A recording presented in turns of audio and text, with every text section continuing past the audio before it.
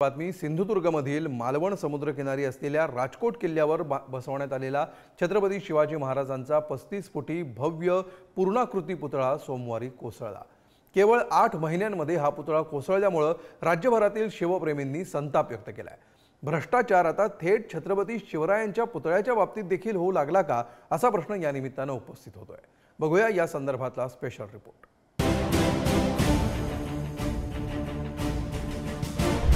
छत्रपती शिवाजी महाराजांचा सिंधुदुर्गातला पुतळा अवघ्या 266 दिवसात कोसळला। त्यामुळे या कामाविषयी दर्जा संदर्भात अनेक प्रश्न उपस्थित होत आहेत। सार्वजनिक बांधकाम विभागानं नौदलाकडे बोट दाखवत जबाबदारी झटकली। यासाठी 7 दिवसांपूर्वी पाठवलेल्या पत्राचा हवाला दिला।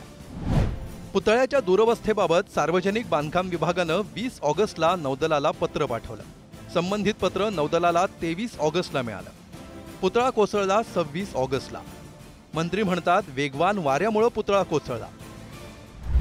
ये जो बेईमान गद्दारों की सरकार है उसने जो शिवाजी महाराज जी का जो पुतला बनाया वो टूट गया है। अच्छे मन से नहीं बनाया, राजनीतिक मन से बनाया। मैं तो सबसे पहले मुख्यमंत्री का इस्तीफा मांगता हूं कि आपने महाराष्ट्र की भावनाओं के साथ खिलवाड़ किया है। मैं जो पीडब्ल्यूडी मिनिस्टर है जिसके अंदर ये सब जिम्मा है उसका रवींद्र चव्हाण को बर्खास्त करना चाहिए। छत्रपती शिवाजी महाराजांच्या कामात सुद्धा यांनी लाखो कोट्यवधी रुपयाचा घोटाळा केला सार्वजनिक बांधकाम खात्यानं आणि या सरकारनं आपापल्या लोकांना टेंडर आपापल्या लोकांना कामं दिली। अरे शिवाजी महाराजांना तरी सोडा। आपल्याला कल्पना आहे की महाराष्ट्र सरकारने हा पुतळा तयार केला नव्हता।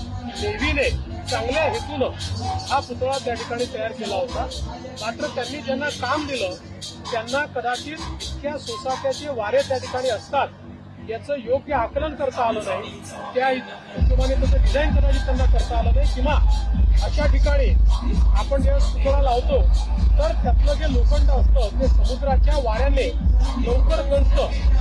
या सगळ्या गोष्टीचं त्यांनी नीट आकलन केलं होतं की नाही आता प्रश्न आहे। या संदर्भात सगळी चौकशी चाललेली आहे। शिवाजी महाराज यांचं आरमार कौशल्य आणि कार्याचा गौरव करण्यासाठी पूर्णाकृती पुतळा मालवणच्या राजकोट किल्ल्यावर उभारण्यात आला। 4 डिसेंबर 2023 रोजी नौदल दिनानिमित्त छत्रपती शिवरायांच्या पुतळ्याचं लोकार्पण करण्यात आलं। मात्र सोमवारी दुपारी अचानक पुतळा कोसळल्यामुळे साऱ्यांनाच धक्का बसला। या प्रकरणी कंत्राटदार जयदीप आपटे आणि स्ट्रक्चरल कन्सल्टंट चेतन पाटील यांच्या विरोधात गुन्हा दाखल करण्यात आलाय। आज आपण पाहतोय तर पुतळा काल पडलेला आहे त्याच्यावर आज चर्चा होत आहे, पण ह्या घटना आपण विसरू नये। मला वाटतं ह्याच्यावर आपण लक्ष केंद्रित करायला पाहिजे। आपलं देखील आपल्या माध्यमातून देखील हे प्रत्येकाकडे पोहोचलं पाहिजे। दुसरी गोष्ट म्हणजे हे जे कोणी मूर्तिकार होते हे कोण होते नक्की, ह्यांना काही एक्सपिरियन्स होता का? खरं तसं पाहिलं गेलं तर त्या पुतळ्याचं प्रपोर्शन पण थोडं वेगळंच होतं, असं ते महाराज वाटतच नव्हते।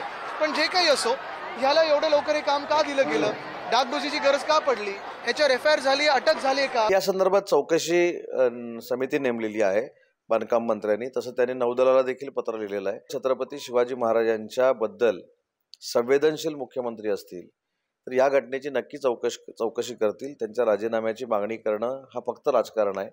प्रत्येक प्रसंगामध्ये राजकारण करणं ही विधानसभेची चाहूल आहे। या संबंधी पुढारी न्यूजनं काही प्रश्न उपस्थित केले आहेत।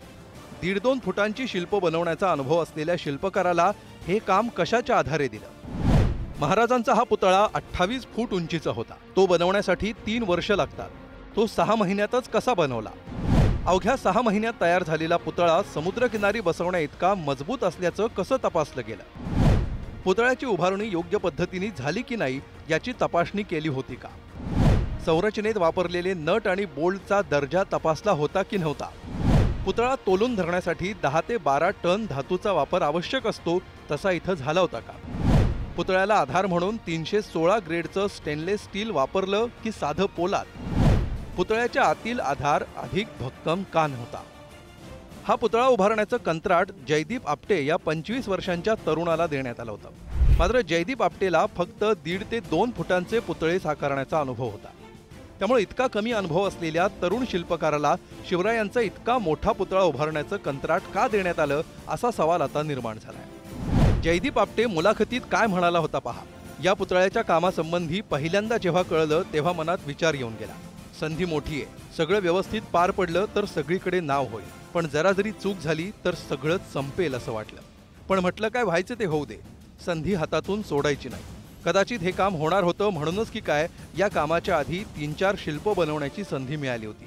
ती अगदी 1.5-2 फुटांची होती. म्हणून मग मीच ठरवलं की काम करायचं.